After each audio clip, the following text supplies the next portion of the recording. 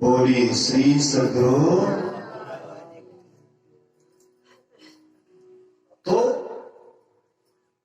हम इंद्रियों के द्वारा, इंद्रियों के माध्यम से संसार की तरफ दौड़ते हैं और उससे ज्यादा कीमती हम अपने आप में हैं। अगर हम अपने इंद्रियों से अपने आप को समेट लें, हम निजी ज्ञान में आ जाएं, तो ऐसा सुख लगेगा कि विषयों में 16वां अंश के भी बराबर, उसके आधा सुख के बराबर भी वैसा सुख नहीं है जैसा अपने आप में है, निजी ज्ञान में है। यह संत महात्मा रिसर्च करके हम आपको बताए कि तुम अपने निजी ज्ञान में रह करके देखो क्या आनंद है, क्या मस्ती है। लेकिन हम जहां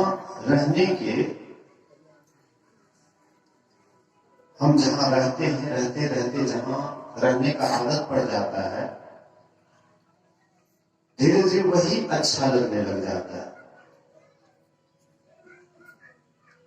इंद्रियों के द्वारा जन्म जन्मांतर तक विषयों का जो उपभोग किए हैं, इसीलिए आदत पड़ गया है इंद्रियों के माध्यम से विषयों की तरफ दौड़ने का।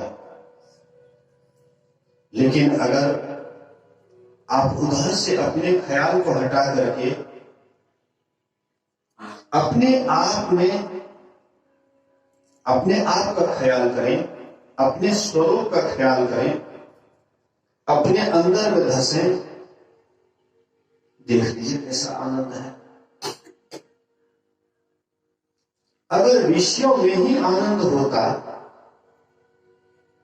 तो ऋषि मुनि फिर विषयों को छोड़ करके ब्रह्मानंद आनंद क्यों मनाते? उन्होंने देखा हम आप तो थोड़े थोड़े सुख के लिए लालायित हैं। बड़े बड़े राजे हुए, महाराजे हुए, बड़े बड़े धनी आदमी हुए, बड़े बड़े पद पर बैठ करके देखे, चक्रवर्ती राजा बन करके देखे, लेकिन वहां पर भी बैठने के बाद उसको शांति नहीं बुझाया, सुख नहीं बुझाया।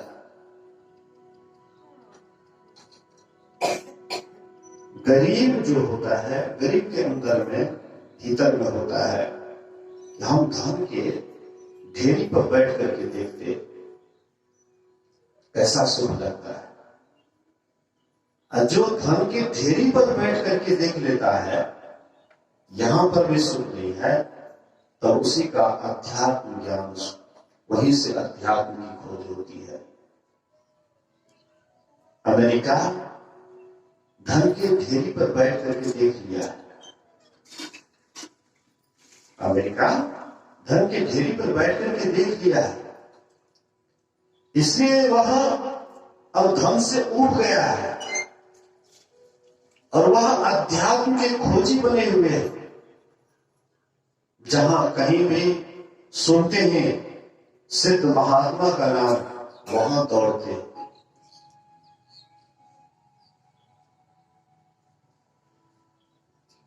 हम आप इस मनुष्य शरीर में आए हैं, कुछ दिन रहेंगे। इसी में कोई अमीर है, कोई गरीब है। गरीब के मन में होता है कि धन के ढेरी पर बैठेंगे, उसके बाद ध्यान साधना करेंगे। तो आप धन को बटोरने में ही समय बिता दीजिएगा, फिर अपने आप का अनुभव कैसे कर पाइएगा? इसलिए जैसे ही स्थिति में है आप, जैसे परिस्थिति में है, उसी में आप परमात्मा को धन्यवाद दीजिए और उसी स्थिति में आप अपने आप का ज्ञान प्राप्त करने के लिए कोशिश कीजिए। अगर आप प्रयास करेंगे कोशिश करेंगे तो वह सुख भी आप प्राप्त करेंगे जो ऋषि मुनियों को मिला है।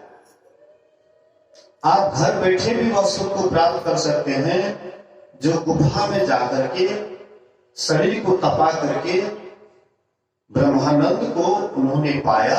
आप घर बैठे भी पा सकते हैं, लेकिन जो प्रयासरत रहेंगे, जो कोशिश करेंगे, वही पा सकते हैं। इसलिए महापुरुष कहते हैं तुम ईश्वर के अंश हो, तुम अविनाशी हो, सहज में सुख की राशि हो। ईश्वर अंश, जीव अविनाशी, चेतन अमर, सहज सुख राशि। तुम सहज में सुख की राशि हो। अलग से कोई तुमको देंगे सुख तभी तुमको सुख मिलेगा, ऐसी बात नहीं। तुम स्वयं ही सुख स्वरूप हो। अपने आप को अपने स्वरूप में जाने के लिए ही भगवान कृष्ण कहते हैं कि एक आसन से देर तक बैठो, एक आसन लगा लीजिए। कभी कभी एकांत में अपने आप का परीक्षण कीजिए। एक आसन से बैठ जाइए, आंख बंद कर लीजिए, मुंह बंद कर लीजिए और चिंतन कीजिए, ख्याल कीजिए। अगर भजन भेद लिए हैं तो जो गुरु युक्ति आपको बतलाए हैं उस तरह से क्रिया कीजिए। और जो नहीं भजन भेदी है वे कम से कम अपने आप का परीक्षण कीजिए कि मैं कौन हूं, कहां से आया हूं, कहां हमको जाना है। और जो सत्संगी है उनको मुस्तैदी के साथ क्रिया करेंगे तो उनको अनुभूति होगी, सुख लगेगा। जब से ही सुख मिलता है। जब में अगर आपका मन एकाग्र होने लगता है तो सुख तभी से ही प्रारंभ हो जाता है। एक महर्षि शाही स्वामी जी महाराज के सेवक थे शशि भूषण बाबा। वे घर द्वार छोड़ करके कोपा घाट गए थे और वे बोले कि पूज्य बाबा से बोले कि आपकी सेवा में हम रहना चाहते हैं। तो पूज्य बाबा बोले उस समय बहुत खाने पीने का बहुत दिक्कत होता था। बोले कि हमको ही नहीं मिलता खाने के लिए, तुमको क्या देंगे खाने के लिए, यहाँ पर क्या खाओगे। बोले कि हजूर से कभी हम नहीं मांगेंगे खाने के लिए, हजूर से कभी नहीं कहेंगे कि हमको खाने के लिए दीजिए। अच्छा कोई बात नहीं, रहो। रहने लगे।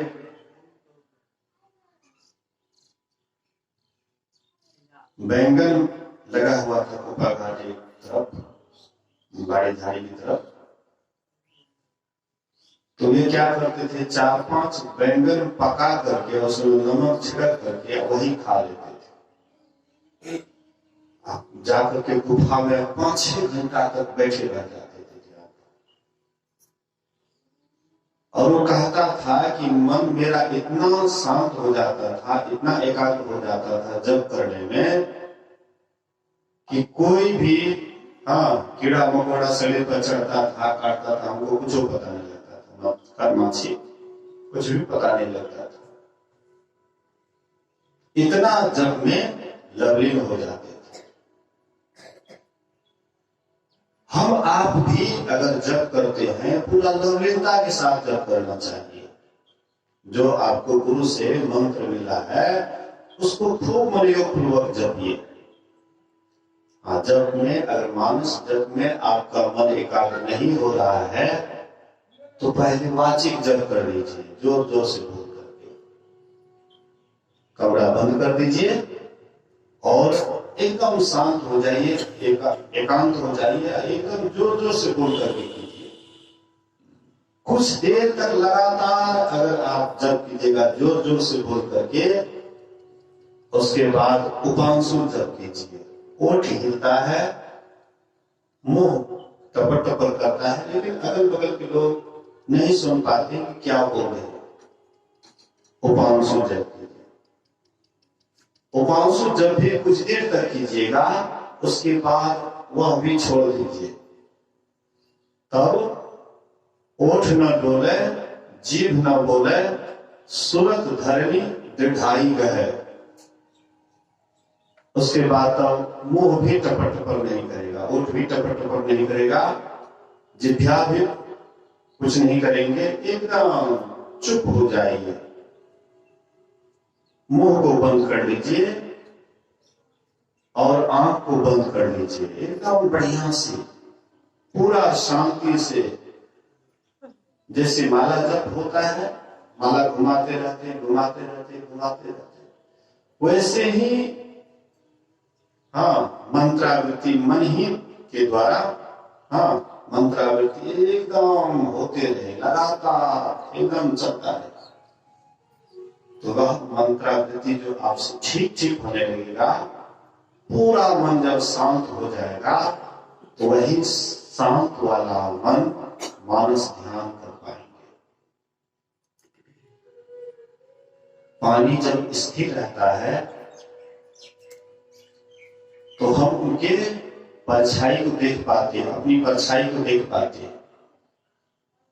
जब पानी में हिलडुल होता है तो फिर अपनी परछाई नहीं दिखाई पड़ती है।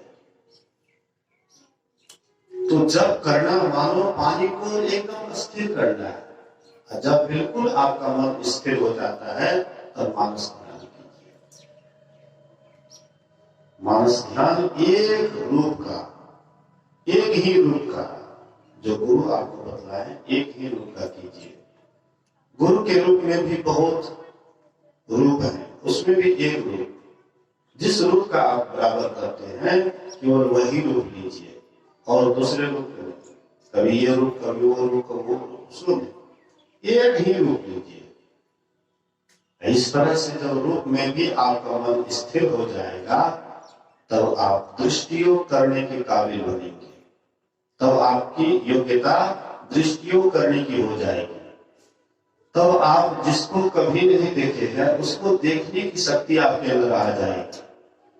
जिसका स्थान है परिमाण नहीं, जिसमें स्थान है लेकिन मापजोख नहीं है, लंबाई, चौड़ाई, मोटाई, गहराई, ये सब नहीं है, उसी का नाम है बिंदु। वह बिंदु ध्यान करने के लिए मानस ध्यान ठीक ठीक कीजिएगा, तब आप बिंदु ध्यान करने के योग्य बनेंगे। और उसके बाद फिर आगे की बहुत सारी बातें हैं, और दूसरे दिन सुनिएगा। बोलिए श्री सद्गुरु महाराज की।